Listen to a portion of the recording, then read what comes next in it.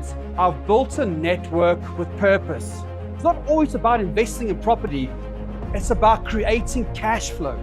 It's about starting businesses. It's about feeding families. It's about living your why, living your purpose.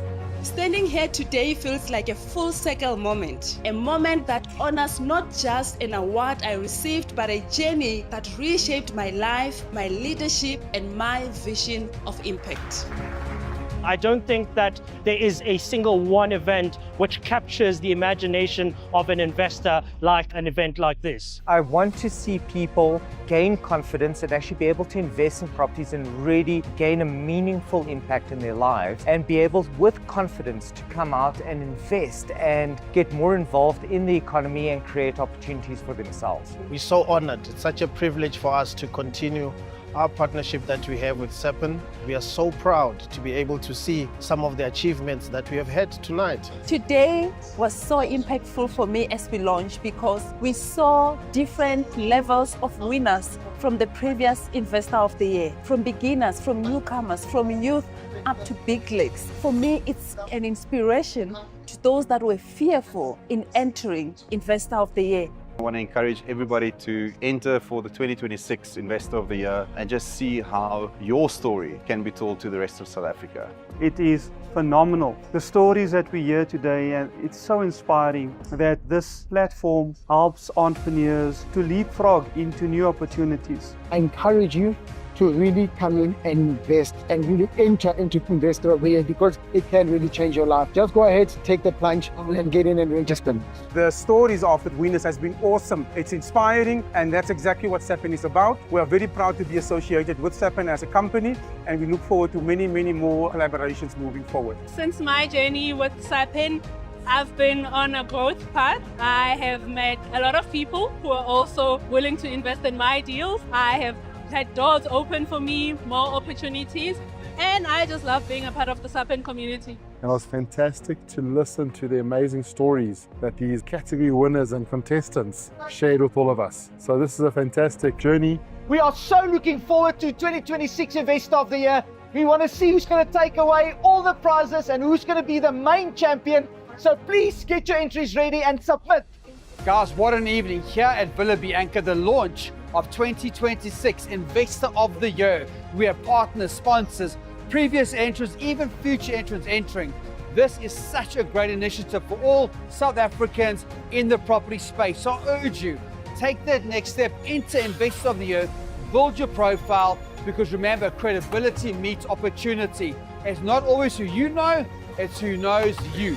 And we're live, ladies and gents. Good afternoon, everyone, and welcome to yet another day of Investor of the Year judging, where we are going to be judging around two contestants shortly. But a very good afternoon to everyone watching us all over different platforms, from our Facebook to our YouTube pages.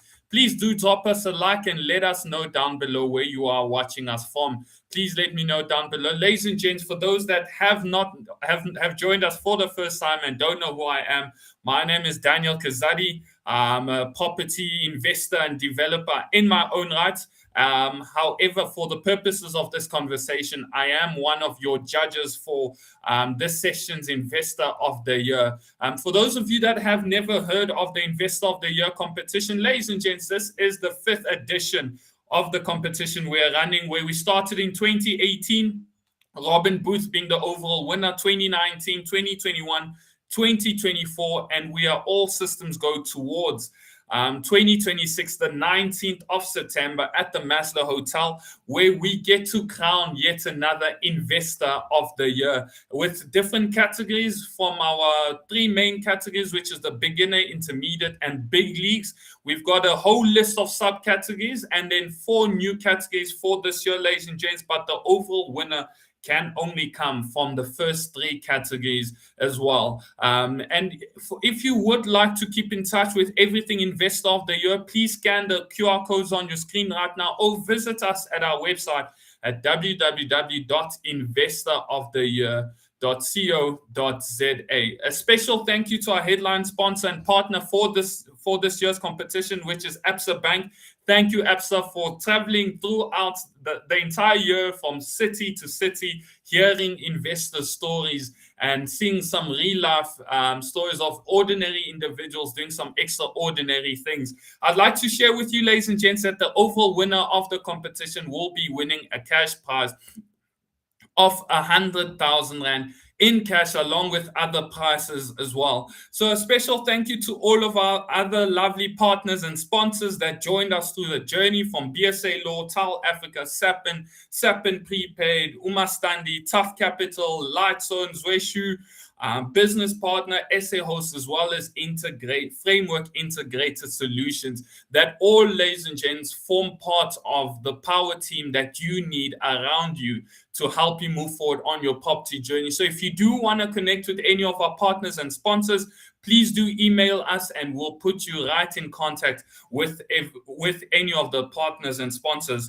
And in the spirit of other prizes, ladies and gents, I'd like to share that the overall winner for this year's competition gets a weekend away at Bakubang Bush Lodge, valued at 10,000 Rand, as well as, ladies and gents, you guys that have been watching us, that have formed part of the audience for the last few months, get a chance to have your say on who's the actual winner for the competition by attending on the 19th of September. Like I said, it's going to be a black tie event. We're going to be at the luxurious, illustrious, the Maslow Hotel down in Sandton, where we can all crown the overall investor of the year. Tickets are selling out very quickly, ladies and gents, and the ticket is priced at 2,297 Rand per person. However, there's a special discount for anyone that is coming as a couple, where you can get it for only 4,000 Rand. However, if you would like a further discount because you need to book a table of 10 people for your team,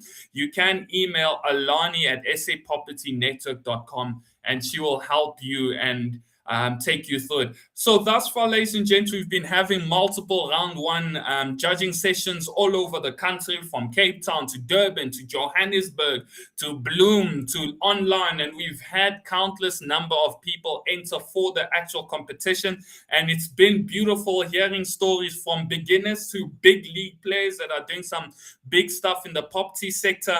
It's quite inspiring, and we've brought you all of those stories as well. And now, ladies and gents, from this point onwards, we are only going to be going through round two contestants and hearing how about their deals, and we get to see who is going to be a finalist. Because after this, ladies and gents, the next round is the 19th of September, the actual gala dinner, and you get to play a part on who is actually a finalist. If you want Shanice to be a finalist, that will be presenting shortly, you get to decide as well. But before I move on, ladies and gents, I want to introduce the judge, my fellow judge for the session today, which will be none other than Samukelo Ndlovu from at 360 Finance. Sam, how are you doing, my brother? I'm good, thanks. And you, Daniel?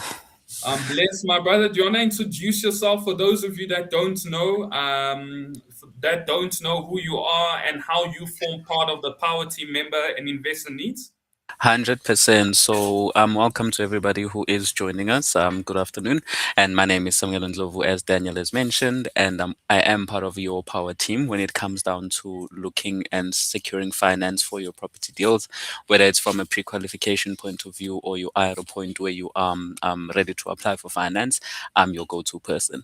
Our whole mandate around Sapin Finance, in partnership with at 360 Finance, is making sure that investors get their needs dealt with, because we do tend to invest in different kind of structures. There's self-employment that has to be taken into consideration, and we understand that picture, so we are able to paint it out to the banks in such a way that it positions you as the investor far better than what somebody who does not have the know-how would. But outside of that, for the purposes of the next, call it 30 minutes to an hour, whatnot, I will be one of your judges, and I am looking forward again to hearing the stories of the contestants. Thanks, Daniel.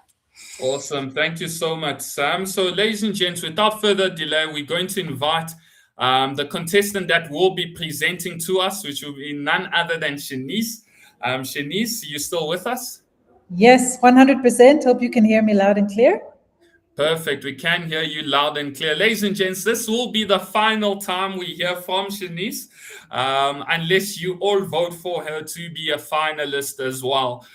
So we're going to be taking any questions you guys do have quite seriously, and we're going to be posing it as well as our questions. But Shanice will be given time to go through her presentation. When you need us to go to the next slide, Shanice, you can just shout. Huh?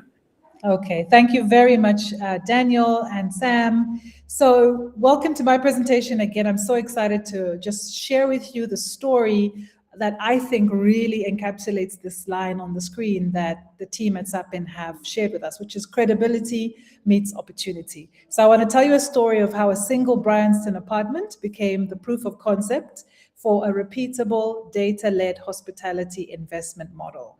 Next slide, please, Daniel. So for me, I would look at this as not just a deal, but an operating business. So Chandelier Properties that I own is a boutique hospitality and property investment business. As we've been taught, we are PPIs, professional property investors. And so I founded Chandelier Properties about 5 years ago. I'm also the founder and owner of a Pan-African agency, Blue Flamingo. So I use that strategic thinking, data analysis, and operational excellence, and I apply it to property investment because I love property. Why property? For me, it sits at that beautiful intersection of wealth creation and entrepreneurship. And I believe that the greatest opportunities don't come from having all your ducks in a row. They come from being able to create value. Once you create value, then ownership follows. And this is something I really learned through my sessions with the team at Sapin, and I felt a real connection there.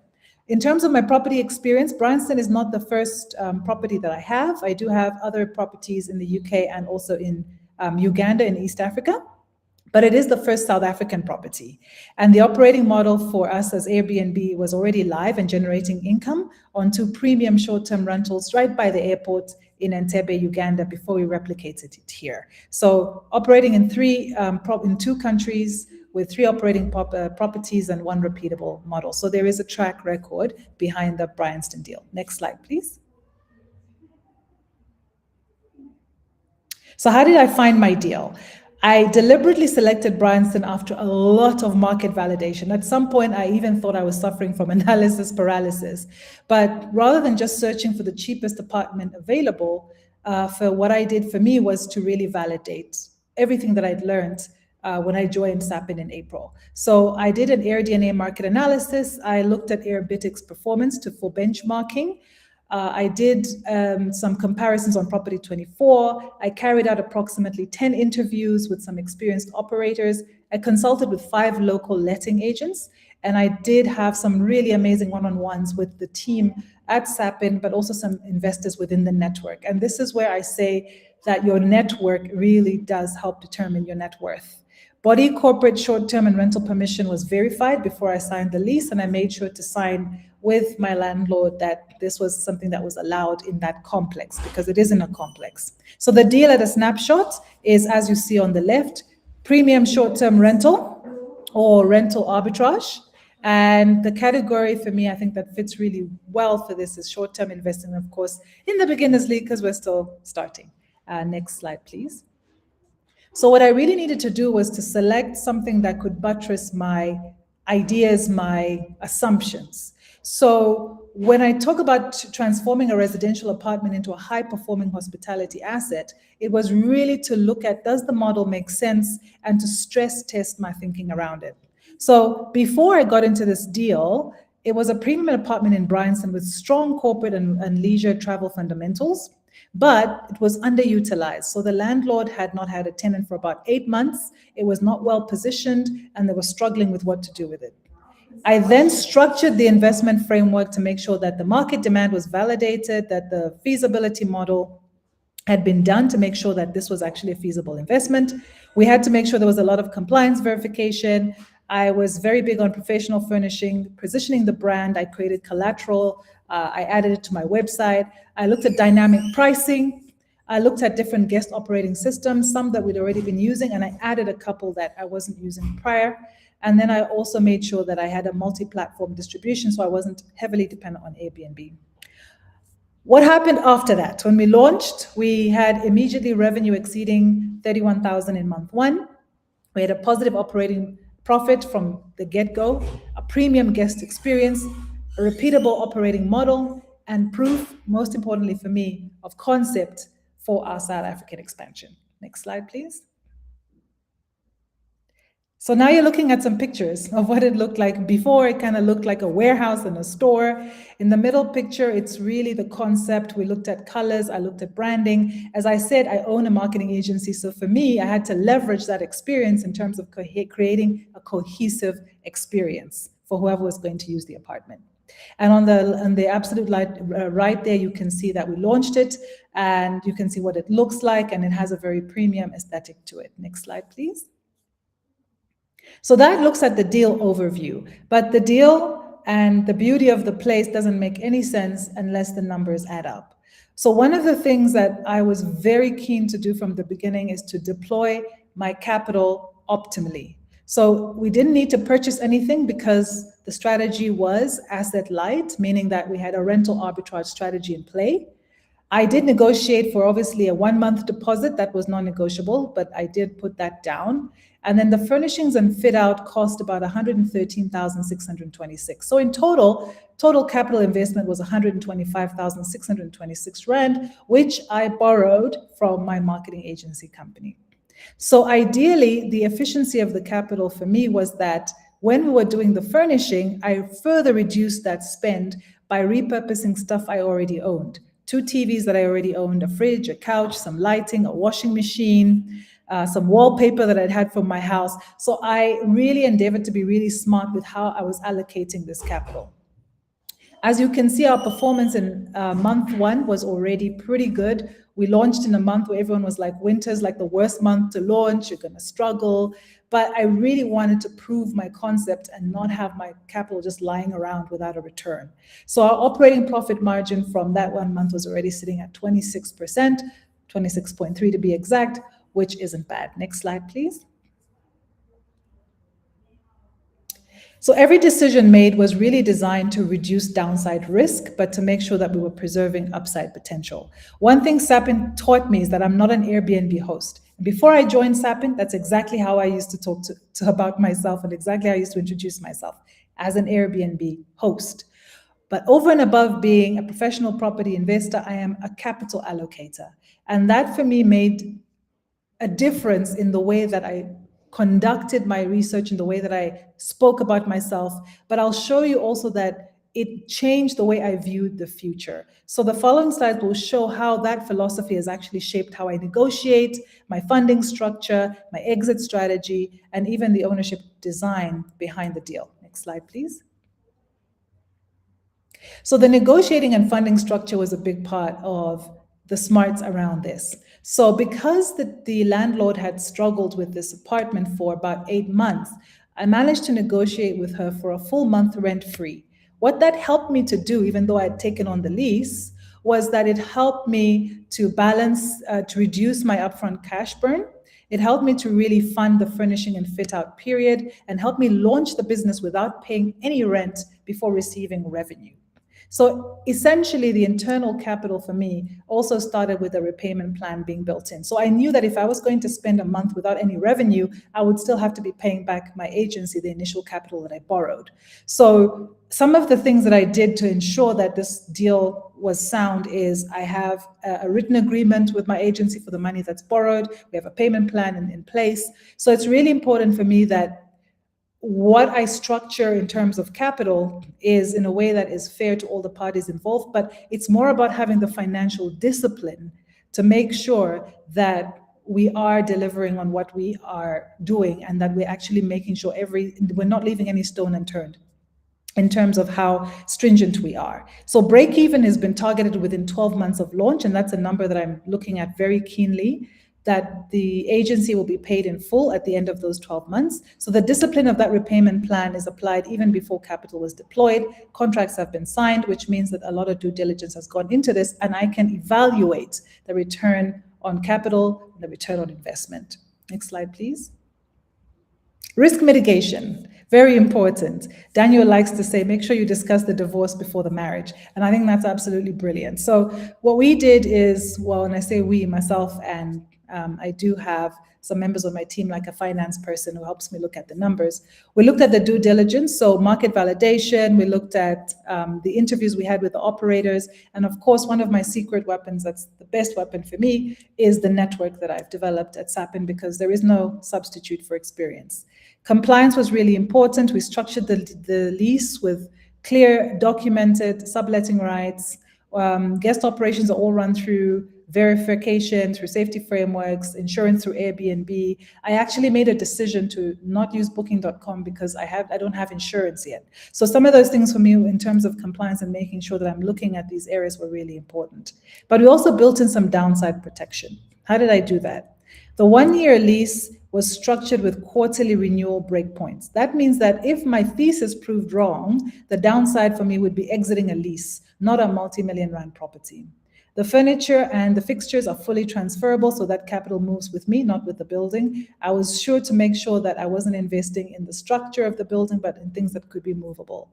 I built in optionality to make sure that I can relocate operations in case this area is not performing. And I made sure that I had multi-platform distribution. So I mentioned that I decided to not do booking.com because of some of the issues around, insurance for guests and things like that. But I did make sure that I wasn't only relying on Airbnb. What I did is I set up direct booking via my website and corporate channels as well. So I reached out to a lady who had a corporate database to say, look, I have availability to do corporate bookings. I also managed to get a deal with Netflix. So they actually agreed to come and shoot some of their content because the place was kitted out so professionally. Next slide, please. So what that's taught me is that you have to be really creative about what you plan in terms of how you're going to make revenue. So on the slide now that you're looking at, this is just a snapshot of my website that enables direct bookings. It's branded, and it's become really useful for my JVs and my partnerships that I'm going to talk about just in a bit as I wrap up. Next slide, please. So what does it all come down to? For me, it comes down to building to scale, not just to close. In terms of the entity structure, I did start a business. So it's held under Chandelier Properties, which is a registered company, not a personal name. That for me is important for asset protection, to separate the personal and the business, and risk as well as the portfolio when it grows. For tax efficiency as a growth strategy, so that these structures can hold the next unit, but also for future financing. It positions the entity for bank financing or institutional capital once the model is performing. In terms of my capital strategy, it's been internally financed, so we don't have debt to begin with. But in the long-term plan, once the repayment plan has come through, financing will definitely be one of the things we go through as we start to build the portfolio and grow it. Next slide, please. So the proof is in the pudding, as they say. So beyond producing income, Bryanston was intentionally developed as a flagship demonstration property for me. I needed to test the model. So it's a live case study in design, operational systems, and investment discipline. But here's the part that sort of blew me away, is that through the Sapin network, I actually was able to connect with an investor who has 14 properties now. So this deck is a little out of date, but this is new information as of 4 days ago. 14 high-end properties that he wants to do a JV with me because he's looked at my systems, he's looked at the way I've branded my Airbnb, and he's looked at my website and he said, I need someone like you to be my operator. But my aim is not to be, again, I'm a professional property investor, is not to just be another Airbnb host. My aim is actually to build equity. So over time, to be able to develop equity in this plan and actually to own part of this business. So it is a business for me. So these are conversations, not signed commitments yet, but they do show that Bryanston for me has become what I wanted it to be. Proof, not just profit. So it's creating other opportunities for me to grow my property business. So through strategic partnerships, not just my own personal capital. On top of that, another investor conversation that I'm in for Rosebank is 2 apartments where I've been approached by another investor who has approximately 4 million in value in those 2 apartments, who also wants to potentially joint venture. So I see these doors opening as a result, again, of opportunity meeting preparation. Next slide, please.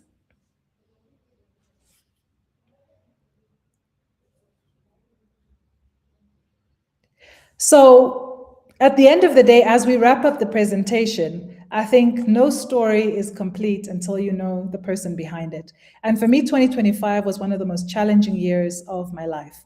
I was rebuilding personally because I was dealing with the loss of a very close family member. Simultaneously, I was restructuring my marketing agency and really redefining my future. The obvious decision would have been to pause investing until life became easier or at the very least more certain. But instead, I made a different decision. I chose to build an asset. And that discipline showed up in all the small decisions: the couch, the fridge, the lamps, the washing machine, pushing myself to go for SAPN networks, even though I didn't feel like it, getting there and realizing it was worth it. All of those little small decisions do compound, delaying my own comfort to protect over 80,000 in capital for the business. Rather than waiting until I could purchase investment property outright, because I had gone down that route, I adopted an asset-light strategy that led me to validate my investment thesis through disciplined research, measured risk, and operational excellence. So Bryanston is more than just an apartment for me. It's proof that I can be resilient if I prepare, have intelligent execution, and the right team and the right support. You can create opportunity for yourself even in periods of uncertainty. It's the beginning of a vision for me to build Chandelier Properties into a portfolio of premium hospitality assets across Southern and East Africa. And I really live by the quote on the right of the screen. When life becomes uncertain, you don't stop investing. You upskill yourself, you invest more intelligently. Next slide, please. And so it leads me to the investment principles that I decided to actually intentionally think about. This is not a list of my achievements, but it is principles behind every decision in the deal I've just shared with you, in the story that I've just told you. First, protect the capital. Every rand saved is a rand you have for growth. Next, validate before you invest. SAPN has drilled this into us. Data before emotion. Plan the divorce before the breakup. Build options. Create multiple exit routes. Recycle capital. Today's cash flow funds tomorrow's assets. And build the relationships before you need them. Every successful project should create the next opportunity for you. Next slide, please. So the story for me is proof, not just profit, that I've shared with you. Every decision, from negotiating a rent-free setup period, reusing furniture, really tapping into the SAPN network, has enabled me to actually create a vision. I didn't have a vision when I joined SAPN. I had an idea, a thought, and just being around people who can bring out the best in you is one of the best ways I found to really believe and keep reaching. So Chandelier Properties as a premium hospitality portfolio, I believe from here on can only grow. And even just making it to round 2 is a bit surreal for me because it was never in the plan, but it just goes to show what a little determination and support can do. Next slide, please. And that's my last slide. That's a sneak peek into how we transform the space. I look at it and I'm in awe of what a little bit can do and how far it can go. And it's just really been a pleasure to be able to share my journey and share my story. Even if it ends here, this was absolutely worth it. Thanks so much, Daniel. Back to you. Always inspiring, Shanisa. I've got a few questions for you. I'll bring Sam in as well. So congratulations. Well put together. We can see the marketing, your marketing edge there. So just in terms of the technicalities, if we can dig a little bit deeper on those. So you've got a 12-month lease in place, right? Correct, yes. And from your presentation, you only intend to break even in 12 months' time, right? Yes, that's correct. Okay, so at what stage would you want to be profitable if you've only got the 12-month window you're playing with? So I worked in optionality to renew every 3 months, as I said in my presentation. But the idea is that my landlord and I have agreed at the 6-month mark that's at that point at which I get to renew the lease for another 2 years. That 2 years gives me the runway to be able to recoup the investment. Okay, so you've got 2 years at 6 months. Okay, cool. And obviously you investing in sectional titles in itself, right? You pouring out a huge investment into a sectional title with the faith that the trustees don't end up running the building, the HOA, down a hill that directly directly affects you in terms of then keeping up with municipality payments, so you do not get disconnected and the likes. What measures have you put in the long term to try sustain your asset? Because if we're going to be hitting break-even point in 12 months' time, and then only then we start recognizing a profit,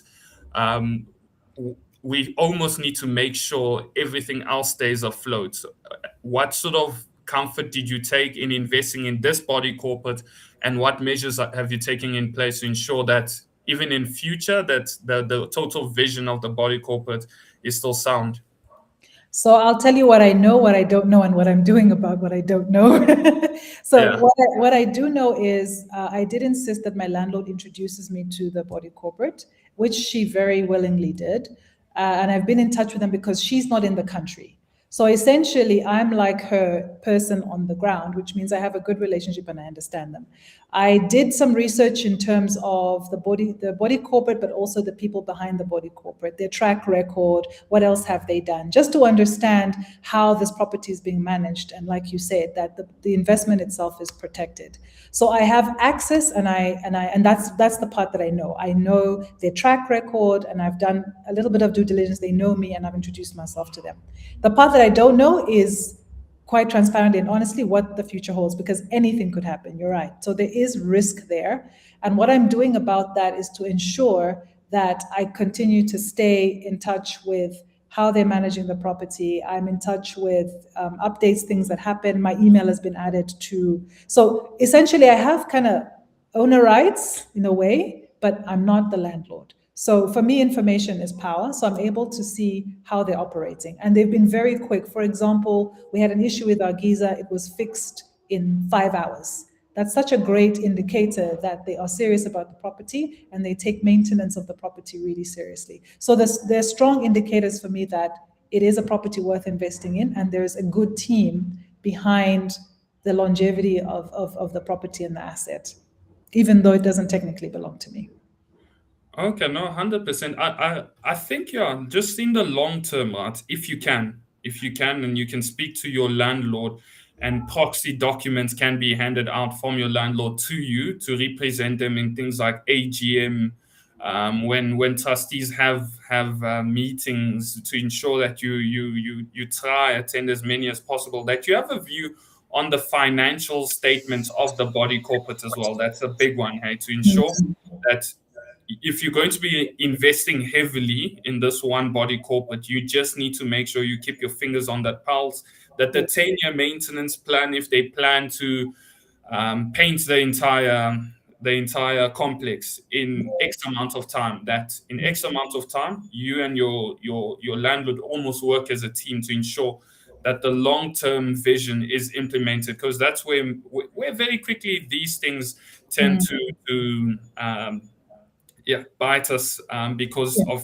things outside our control. So I think my final question before I bring Sam in is, should, for instance, for whatever reason, should your lease be jeopardized by a sale of the property, for instance, or the landlord actually just wants to terminate your agreement, are there any measures or situations you've catered for?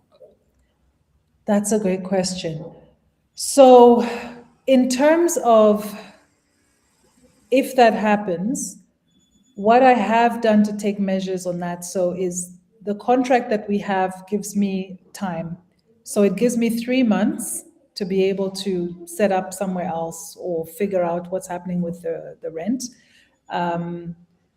So there is that. But over and above that, I haven't really given a lot of thought to the eventuality of that happening, over and above being able to secure alternative places where I can quickly move into. So one of the things I have done is I haven't stopped my search. I'm still searching for short-term properties in Rosebank and other areas that will continue to be in my pipeline, so to speak. So God forbid that happens, then I would have to move out and find a different property and sort of start again with as minimal disruption as possible. But over and above that, no, I haven't really done a lot in that area, and I think I need to do some more. Yeah, so Yeah, I'm not a, it's been years since I did contract law in varsity. So there's a term, I'll tell you, I forget the Dutch term, but it's hire comes before sale, hey? So it's one clause that I would highly recommend you put into your lease agreement, hey? That clearly stipulates, should the landlord sell the property, it's an act that protects you as the consumer, that even upon the disposal, your rental agreement comes before the sales agreement, and your lease term needs to be worn out before the sale happens. Hey? And also putting, I mean, if the investment is quite good, you are involved in the body corporate, you sort of have an understanding of how it's running. Even putting first rights of purchase in that agreement, things like that, to just protect your interest in the long term, would be my big two advice for you. Hey, Thank you. That's very helpful. I've made a yeah. note of that. Thank you. I'm going to bring in Sam if you have any questions, Sam. All right, thanks, Dan. So Shanice, again, congratulations on the deal. Lovely story and brilliant presentation. But my question will also talk towards the vetting of the other body corporates and the other properties that you are going into joint ventures in with your other parties, because you have mentioned that there's a huge expansion plan in Rosebank and so on. What level of due diligence will you be doing for that, or have you done for that, and what measures would you put in place to protect again your interest still in those deals and those transactions? Fantastic. Thank you, Sam. So my power team is my answer to that. Collect. So I think it's really about how one of the things that I've done is to make sure that I've gotten in touch with proper attorneys who can draft the agreement or the JV between me and my partner, and we discuss the exit strategy, and that's really important for us. The second thing is to just make sure that I have the opportunity to actually vet how the deals are being financed. I have insisted that as a joint venture partner, I do need to understand what I'm getting into. I do need to understand the numbers and see if they make sense, just to protect the financial side of things. So I'm not taking a back seat and allowing the person who I'm getting into proverbial bed with to actually know the numbers while I don't know anything. I think that's really important. So we've had that discussion. The other thing is that due diligence on the person as well. Who is he? What has he done before? What's his track record? In as much as I'm also divulging what my track record is and why I should be trusted. So I think those are the main things that I've put in place. But the contract between us is what's going to be airtight. So even just sitting down with Colette, I've already identified several areas that I really need to think through carefully in terms of how I protect what I'm bringing to the deal, but also how I protect the investment, definitely from a perspective of how money gets shared, what the structure is, whether it's in a trust, whether it's going to be between myself and my business partner in terms of one company to another, whether we're going to set up a new joint venture structure and then both our companies are shareholders in that. So I've really thought through the structuring of the deal, both from a personal perspective in terms of who we are as people and what our track record is and whether we can be trusted. What businesses we have around this business, because obviously with my joint venture partner, he has other businesses. So it's important for me to understand what else he's into so that that doesn't come back or there's no blowback on this deal. His why as well, why he's doing this, what his passions are. Do our value systems align? That's sort of the personal side. And then there's the technical side in terms of what's the governance structure, how often do we check in with each other? How does money get handled? If we don't make the money we want to make, what happens in that instance? And essentially who owns what? So for me, it's really having, I may not be good at all the technical details, but it's having a power team like Bruno Simao that I've reached out to and Colette to actually put the deal together and not go into it without sort of crossing all the T's and dotting the I's. Okay, no, that's brilliant. That's brilliant. And that just echoes the power of the power team as well, just for everybody else. But on your side as well, obviously having done this deal, you most likely encountered quite a few challenges and obstacles along the way. What lessons would you take from this one going into all your other ventures going forward? The biggest lesson for me was definitely to double, triple check everything. So what Daniel has said right now about the body corporate, for example, I had that thought, I didn't move on it. I just figured I'll get to it eventually because there's just so much going on. So I think the biggest advice for me is to share what you're trying to do with as many people as you can, because everyone has a way of seeing things and seeing things that you don't see. So that saved me quite a bit, but also cost me the times that I didn't do it. So that's my best advice, is just don't keep it to yourself. The other thing is I spent 2 months really just second guessing myself, going and seeing places. I think I lost a little bit of momentum there. But I did pick it up later by having one conversation with someone who said, you're never going to know everything, so you just have to try it. And the third thing is to actually be okay. I couldn't make this deal if I wasn't okay with losing the money that I put in. And that's important. It sounds counterproductive, but I had to be like, I'm okay to lose this because I want the experience more than anything else. And I think a lot of investors are also held back by being afraid to make mistakes. I know that's my case. I'm afraid to lose even 1 cent. But that mindset then keeps you from bigger things that you don't see until you jump into the pool. So those would be maybe 3 things that I felt very viscerally I learned, and that you can only learn by doing. So if that helps someone, then job done. 100%. That's brilliant. Now, again, congrats, Shanice, and thank you for your presentation. I'll hand over back to Awesome. Thank you so much, Shanice. We appreciate it. So Shanice is busy with the due diligence and the likes as well. But you as the audience, ladies and gents, watching this back, you can also vote if you would like Shanice to make it onto the final evening on the 19th of September. But congratulations, Shanice. Hey? I mean, I can't say how immensely proud I am of you and how scared you were, but you still move forward, and that's the beauty in these things. So congratulations, Shanice. We should grab a coffee, right? Just to talk about your overall vision, what you're trying to do. But thank you so much, Shanice. So, ladies and gents, that was Shanice. And I'm going to see, ladies and gents, there was someone else that was supposed to be presenting, Mrs. Fiki. Unfortunately, she's experiencing some technical issues in the backstage, so we're not going to bring her out, and we're going to schedule her to come in a bit later on. But in closing, I'd like to bring Sam on. Sam, thank you so much for your time. Do you want to once more tell everyone where they can find you, as well as how you can help them on their journeys? 100%. So again, if you do want to reach out to me from a bond qualification point of view or bond application, you can send me an email at sam@sapropertynetwork.com, and I'm more than happy to assist you. Reach out in advance so we can plan and structure your transaction the way your needs in order to meet your needs. But outside of that, it was a great session again. Dan, thanks for having me, and I'll see you and everyone else next time.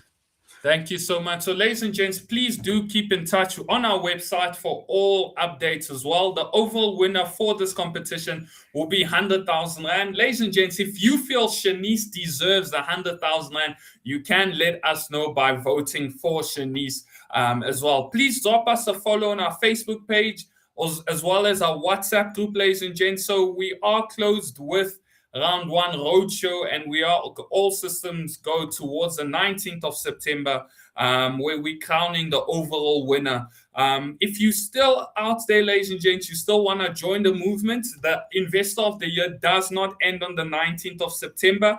Right? We've got an entire journey planned on the contestants and all the finalists going towards next year. And if you would still like to be part of that, please email Alani at sapropertynetwork.com to get the details as well. And then I will see you on the 19th of September. Tickets are selling out quite quickly, ladies and gents. Please scan the QR codes on your screen right now. It's going to be 2,297 Rand per person to join us on the Black Tide evening when we crown the overall winner. There is a couple discounts as well as a table discount. For those, please email Alani at sapropertynetwork.com to secure your tickets. But ladies and gents, that's all from me. I can't wait to see you next week with more Round 2 content and